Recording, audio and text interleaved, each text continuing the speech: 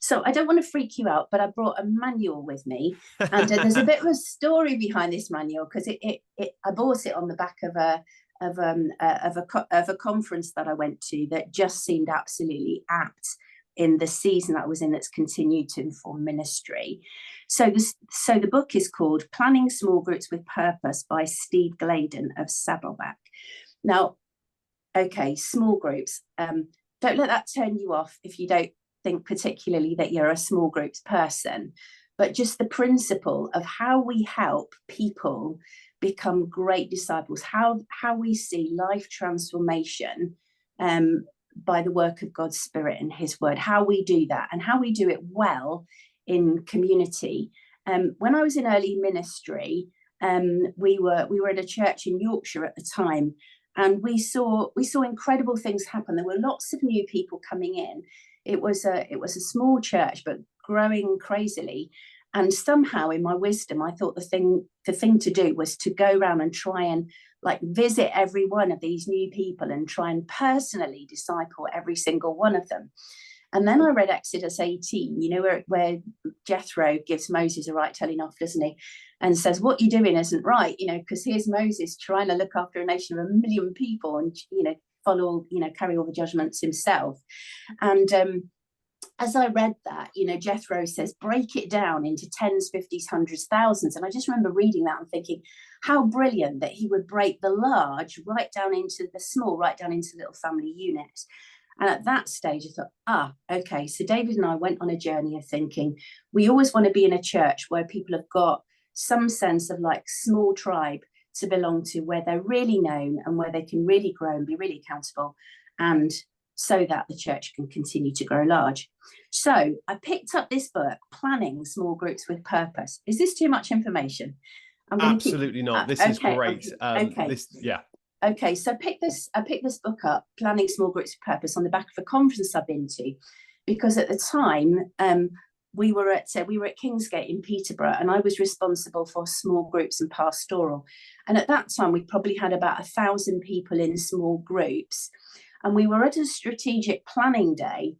And at this planning day, somebody had stirred in us the thought, how would things look differently in your area of responsibility if you were to take your current church stats and multiply them by 10?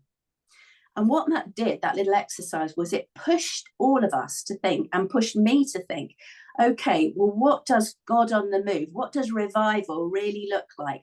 And how could we make sure that people can grow their discipleship, in that context? So I went looking for a resource. So if you're doing that, often you kind of look beyond where you are, don't you? So I ended up at this Saddleback conference online and picked up this book. So it's a manual, but as always with resources from Saddleback, they kind of go along the line of, here's the compelling why, here's why we're doing what we're doing, and then kind of breaks it down. So I went on a journey with my team, and I just really think it helped to bring some fresh thoughts about how we disciple people within the community of God. It's one thing, isn't it, to say, well, it's all about relationships, but actually people come in and they don't have relationships. So how are we going to help people connect and form and be encouraged? So this book has kind of really helped me in ministry to continue to think about those things like, how do you keep a low bar on leadership? How do you help people find their kind of leadership level in terms of developing their gifts and their skills and that kind of thing? And then simply how people connect, meaningfully in relationships so that they grow together. So that was long story short on why this manual, why I've ended up recommending a manual, really.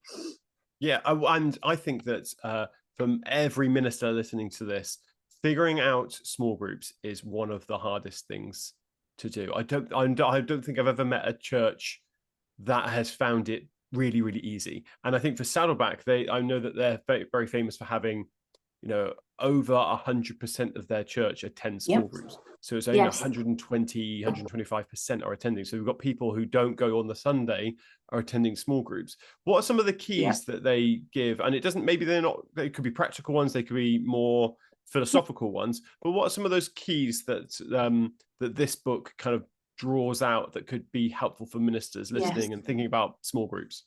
Yes. So I think it helps with the kind of structure, a small group, almost like a kind of support structure. But I think here's a few little nuggets. Here's one. People come for content and stay for connection. So to have maybe a campaign season where we tend to connect our Sunday teaching with what happens in small groups, but from time to time, we would maybe have a season where we're maybe looking at a particular theme, like a course that's been especially written, maybe with little podcasts in it or whatever, that kind of thing. So they would say, have a campaign season. That sounds a bit, a bit corporate, doesn't it? But have a season where you're thinking, oh, okay, well, we're going to encourage as many people as possible to engage, and all you're asking them to do is engage for the length of the season. So it might be 6 weeks in a small group or 8 weeks, and give it a try and see where it goes. So we ran a wellbeing series that worked really well for us at the beginning of the year. I've done that before at Kingsgate, but just think through, okay, well, what is it that we just know that people would love to hear about and would love to grow in and would love to engage in, where basically people then would find a little community and most of them would tend to stay. So yeah, come for content, stay for connection, have a campaign season. That would be one thing. The other thing is about the leadership bar. I think that often, in church life, particularly if there's been a Bible study type model, then maybe the kind of people that we're looking for are maybe people who, have been reading God's word for 50 years and are so, know every fine detail about it. And then we come unstuck, because if those people are leading, other people think, well, I'm not going to have that knowledge for another 50 years. How am I going to get into things? So to low bar it as much as possible. And I think when we low bar things, we have to ensure that there's great support. I think that's the key. So if leaders have, they have a go-to person, they have somebody that's like overseeing them, checking in on them, how's your group going? Can I pop in? That kind of thing, just to help them along.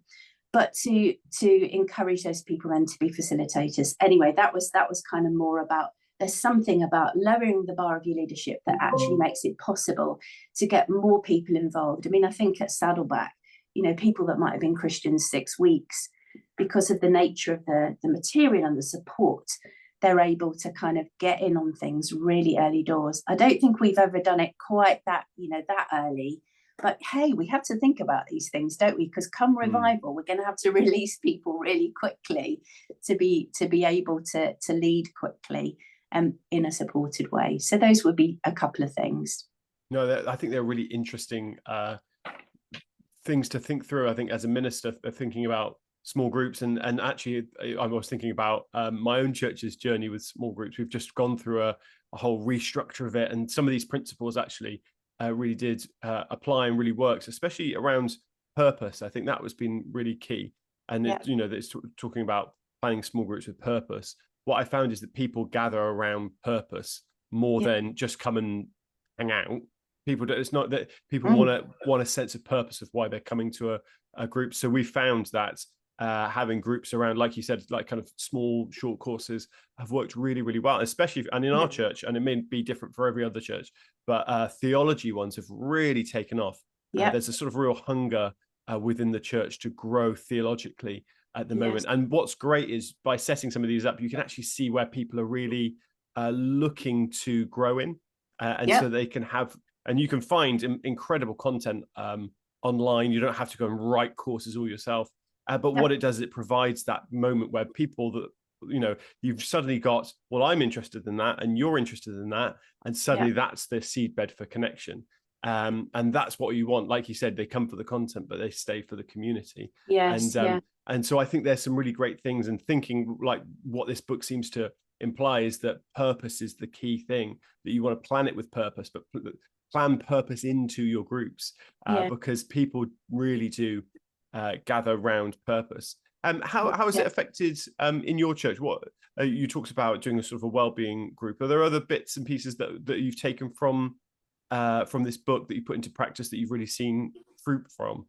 Yeah, sure. So when we moved here, there were probably 4 or 5 groups that were kind of all doing their own thing a little bit. But what it's helped us to do is like, so I'm sure lots of churches would be the same, that you kind of have a planned teaching program for a Sunday where you thought about, okay, well, where are we touching on doctrine? Where are we touching on growing in prayer and those kind of things that are about culture and our belief system.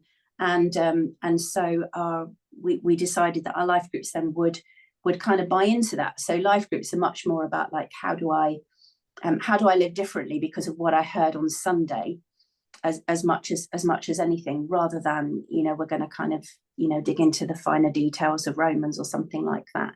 So that piece, notes get written on a Sunday, that's kind of gets fed in. But now we've got about 14 groups, but those groups now each have their own. We're just moving into a season where each of them have got their own coach. People who are supporters just thrive, don't they? Hey.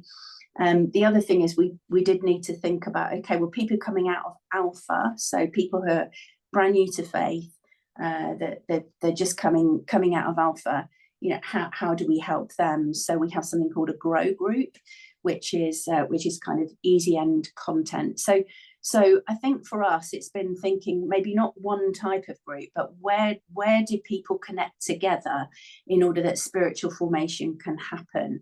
So for us, really, we're just on that journey, but needing to be on the journey because we've probably seen a lot. I mean, Sunday by Sunday, 2 or 3 people coming to faith. So you have to kind of get that discipleship track going, don't you? So the book has certainly helped us with kind of thinking through, okay, well, how do people grow in God, from new babies to people who've, I've got a group of octogenarians on a Wednesday afternoon, and I love it. But they're still thirsty and hungry for the things of God. So yeah,